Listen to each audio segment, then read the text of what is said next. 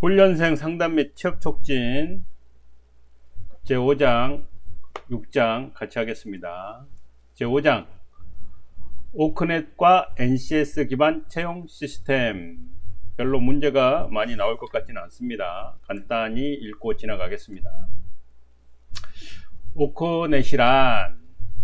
오크넷은 고용노동부와 한국고용정보원이 운영하는 우리나라 최대의 취업정보 사이트로서 1998년부터 구인 구직정보와 직업 진로 정보를 통합하여 제공하고 있다. 굳이 문제가 나온다면 이런 설명문이 있을 거고 무엇을 설명한 것이냐 했을 때 답은 오크넷 이 정도로 나오기 때문에 어려운 문제는 아닐 것 같습니다. 나오면 땡티죠. 자, 오크넷 주요 서비스는 인터넷 서비스가 있다. 네, 있다고 합니다. 오크넷의 구성, 그러니까 오크넷은 홈페이지로 구성이 돼 있죠. 그래서 홈페이지 구성이 어떻게 돼 있냐, 이런 채용 정보라는 게 있고 직업 진로라는 게 있다, 뭐 이런 내용입니다. 그래서 오크넷 홈페이지는 뭐 직접 들어가 보셔도 되고 들어가 보시면 많을 거니까 넘어가고요. 직업 진로에는 또 가면 직업 심리 검사가 있고 직업 정보가 있는데 여기에서 한 번만 읽고 지나가겠습니다. 한국 직업 전망이라는 게 있고 한국 직업 사전이라고 있습니다. 직업 전망은 우리나라 대표 직업 약 200여 개에 대한 향후 10년간 일자리 전망을 담고 있다. 유용한 정보 같습니다. 한국 직업 사전은 우리나라의 직업 총남이다 라고 말할 수 있습니다. 자, 문제 나온다면 굳이 아까 오크넷이란 뭐 이거 나올 것 같고요. NCS 기반 채용 시스템 이해, 우리 중요한 NCS 나왔습니다. NCS 기반 채용 시스템 도입 배경 문제도 안 나올 것 같지만 우리가 이제 너무 NCS 많이 들었기 때문에 잘 알고 계시죠? 패스하고요. NCS 기반 채용 방식의 효용성, 첫째, 둘째, 셋째 세 가지 나오면 뭐다? 시험에 나온다. 효용성이 아닌 것은 여기 예시 문제에 딱 나왔네요.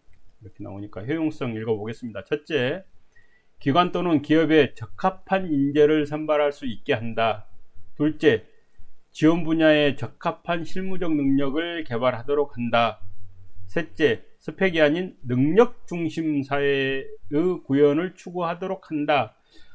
네, 이제 전혀 다른 보기를 들고 오고 세 개를 내주면 얼마나 감사하겠습니까? 많은 꼭 이런 밑줄 친 부분을 내용을 바꿔서 낼 수도 있습니다. 그리고 도입 배경은 이런 효용성 때문에 도입을 하지 않았겠습니까? 유사하다 이렇게 보면 되겠습니다.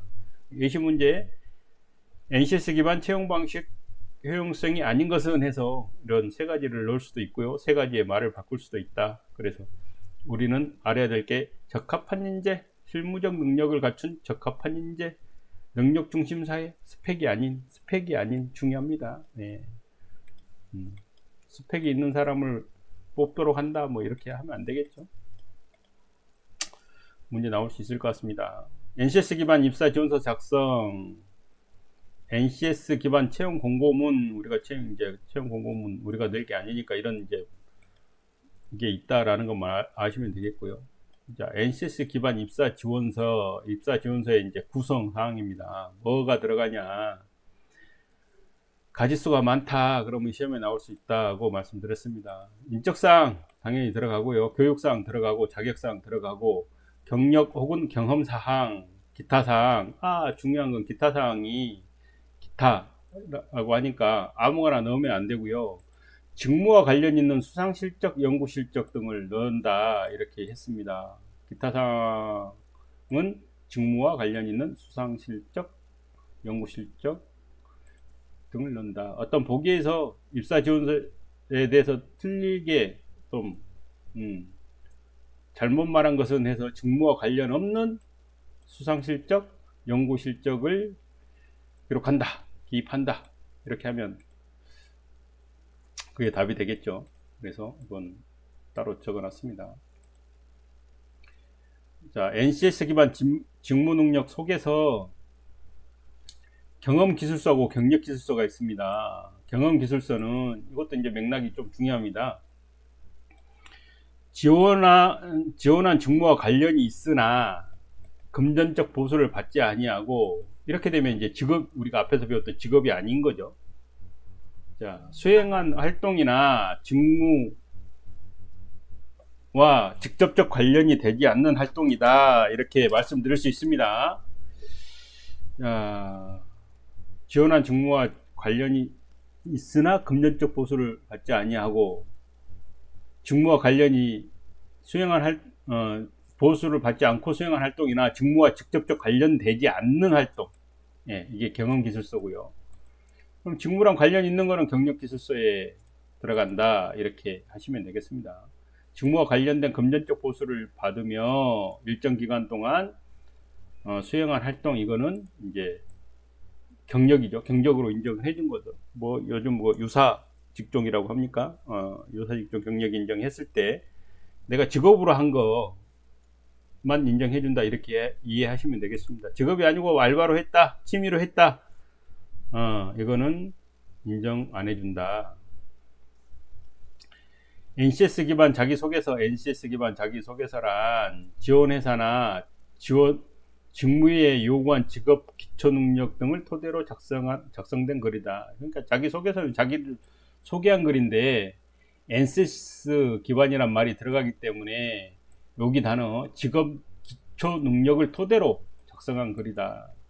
그래서 여기서 굳이 문제가 나온다면 이게 이제 뭐 소개서란 뭐냐가 아니고 뭐 섞어서 나오겠죠. 여기도 이제 NCS 자기소개서하고 직무능력 소개서니까 경력기술서는 이런 것들을 경력기술서라고 한다, 이런 것들을 경험기술서라고 한다, 이거를 뭐 이제 자기소개서라고 한다라고 해놓고 이제 이런 내용을 바꾸겠죠. 제일 바꾸기 쉬운 게 이쪽입니다. 직무와 관련이 없는 뭐 이렇게 한다거나, 뭐 직무와 관련된 금전적 보수를 받으며 근데 보수를 받지 않으면 이거 뭐 이런 것들 시험 문제 나올 수 있다. NCS 기반 블라인드 면접 개요는 뭐 표준화 구조화죠. 기존의 면접 방식과 달리 면접에서 활용하는 과제 또는 질문, 운영 방법, 평가 기준, 평가자의 평가 능력이 표준화되어 있는 또 구조화된 면접이다. 개념만 알고 있으면 되고요. NCS 면접의 종류, 성광평가, 네 가지다. 시험에 나올 수 있다. 가번 경험 면접은 지원자의 과거 경험을 통해 직무 수행 능력을 평가하는 거다. 상황 면접, 특정 상황 또는 문제를 제시하고 지원자의 행동을 관찰하고 평가하는 거다. 상황을 제시한다. 이거 수업 시간에 뭐 들었죠? 어떤 발표 면접, 프레젠테이션, 특정 주제와 관련된 지원자의 발표와 질의응답을 통해 평가한다. 여기서 중요한 거, 이 발표 면접에 질의응답이 있어요. 토론 같은데, 헷갈릴 수 있겠습니다. 문제 나오면. 발표 면접에는 발표만 하는 게 아니고 질의응답이 포함이 돼 있다. 뭐 이렇게 말하면 되겠습니다. 토론 면접, 토론은 제시된 과제에 대해서 지원자의 역량 및 다른 토론자와의 상호작용 능력을 평가한다. 그러니까 자기가 말만 잘하면 되는 게 아니고 다른 토론자와 어떻게 상호작용을 하느냐, 요거 가지고 평가를 한다고 합니다. 그래서 이제 예시 문제를 보면 NCS 면접의 종류가 아닌 것은 했을 때 이제 경험 면접, 상황 면접, 발표 면접, 뭐 토론 면접 이렇게 나와주면 땡키죠. 다른 면접이 있을 게 뭐 있습니까? 그 다음에 다른 거 하나 넣겠죠. 문제 2번, NCS 면접의 종류 중 특정 주제와 관련된 지원자 발표와 질의응답을 통해 지원자의 역량을 평가하고자 하는 것은, 그래서 여기에 질의응답이 들어가니까 꼭 토론 같은데 이것은 발표입니다. 발표 면접, 프레젠테이션. 이거 헷갈릴 것 같아서 문제를 만들어 봤습니다. 이거 꼭 문제 나오면 잘 맞추시기 바랍니다. 토론 아닙니다.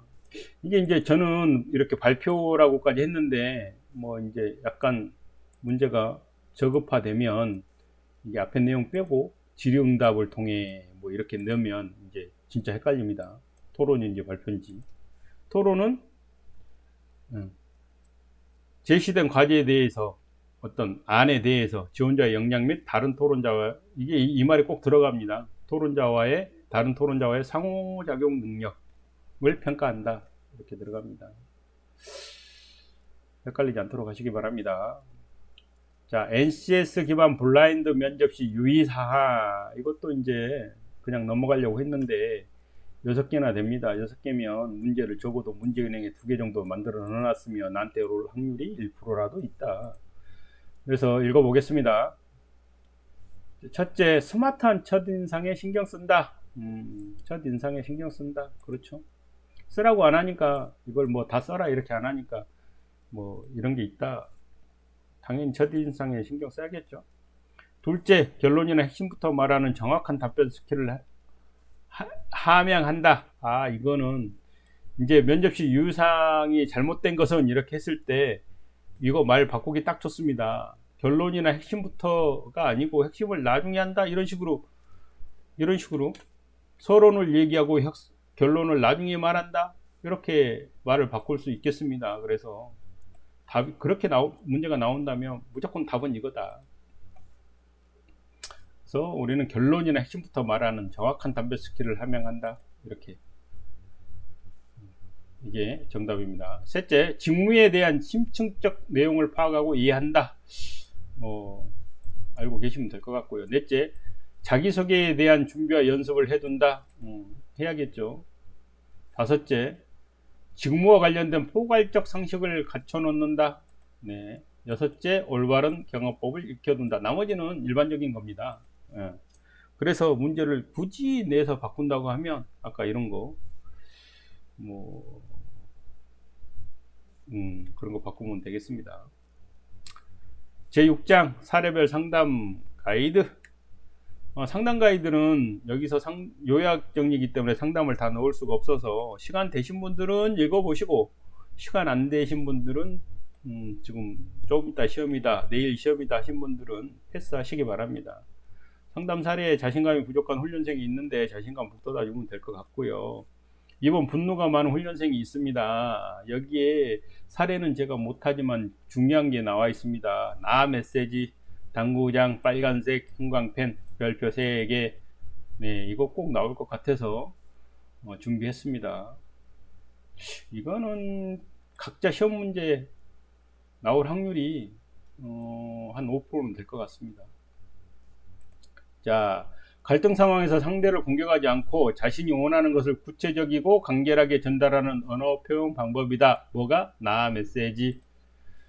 나 메시지. 두 번째, 수용되기 곤란한 행동들에 대해서 제재하고 교사가 원하는 행동을 불러일으키는데 유용한 기법이다.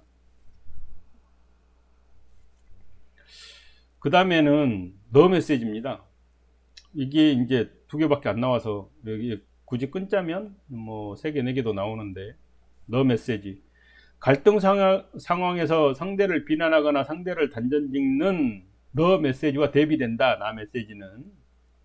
그 다음에 또 나오죠. 너 메시지는 말하는 사람의 원함, 바램, 감정을 표현하지 않고 상대를 비난하거나 상대를 단정짓는 식으로 표현하는 것. 이게 너 메시지입니다. 그래서 문제를 한번 풀어보겠습니다.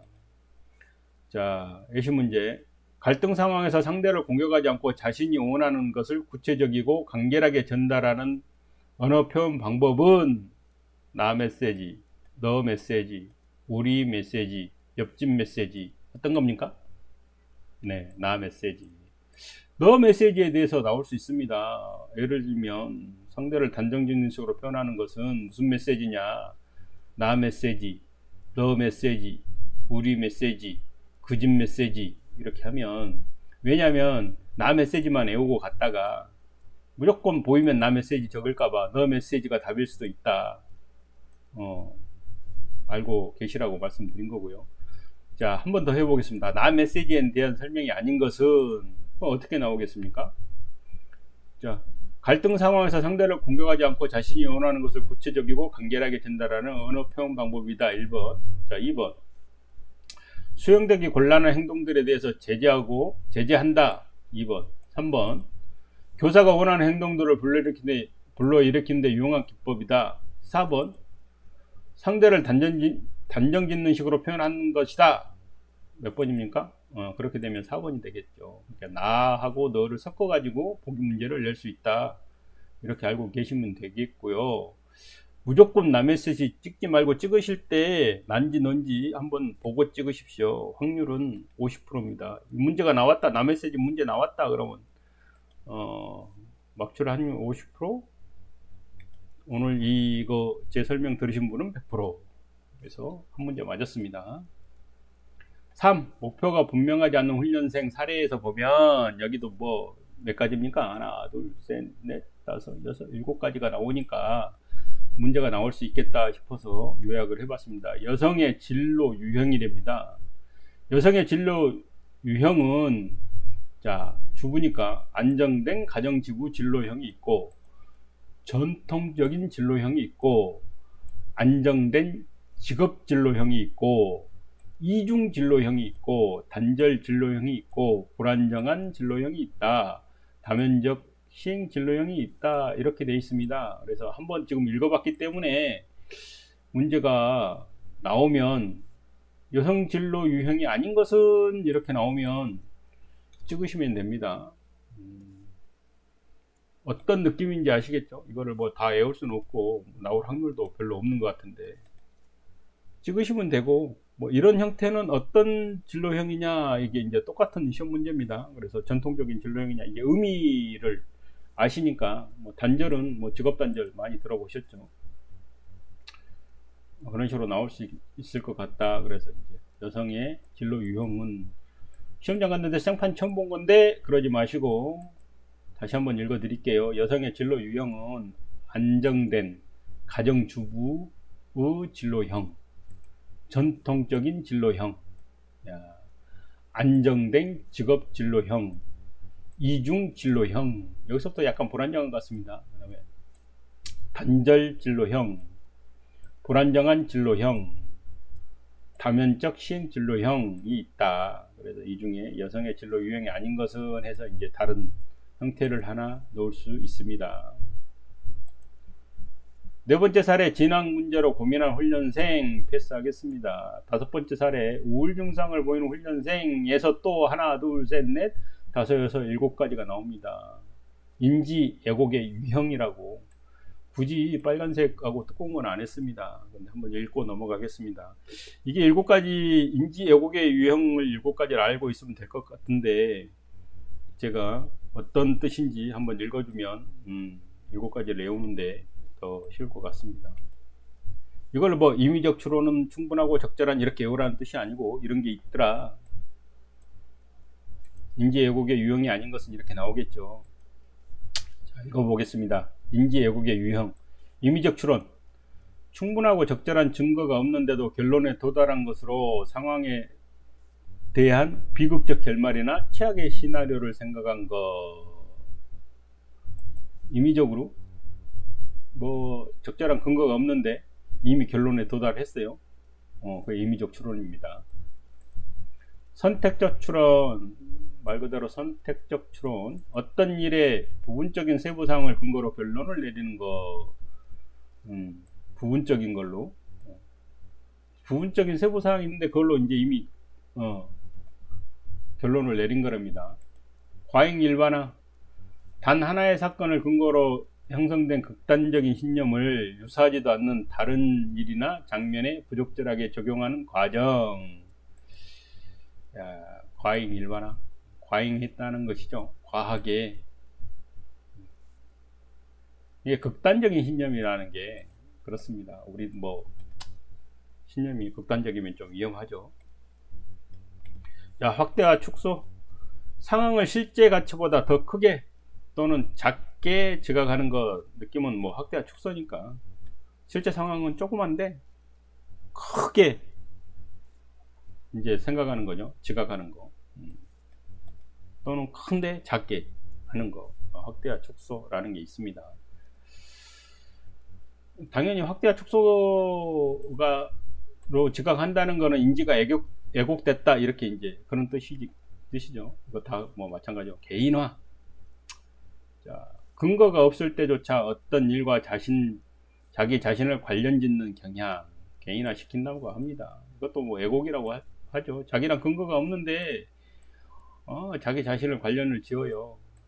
왜곡, 인지 왜곡의 유형 중에 라벨 붙이기라는 게 있답니다. 인지 왜곡의 유형 중에 라벨 붙이기. 라벨, 상표 라벨 그런 거겠죠.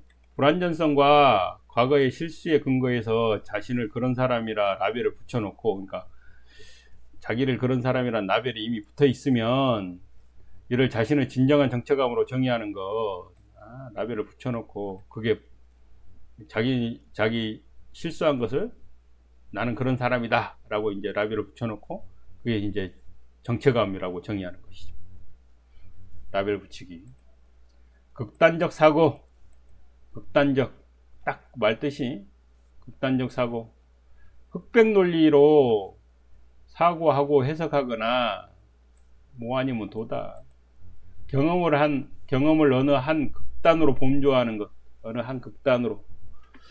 그래서 극단적 사고라고 합니다. 그래서 인지 왜곡의 뭐 범위도 짧고 해서 가져왔는데 의미는 대충 알 것 같아요. 한번 읽어보니까. 자, 예시 문제 보겠습니다. 충분하고 적절한 증거가 없는데도 결론에 도달하는 것으로 상황에 대한 비극적 결말이나 최악의 시나리오를 생각하는 인지 왜곡의 유형은 이렇게 해놓으니까 문제 같죠? 나올 것도 같습니다. 임의적 추론 1번 임의적 추론, 2번 선택적 추론, 3번 과잉 일반화, 4번 개인화. 뭡니까?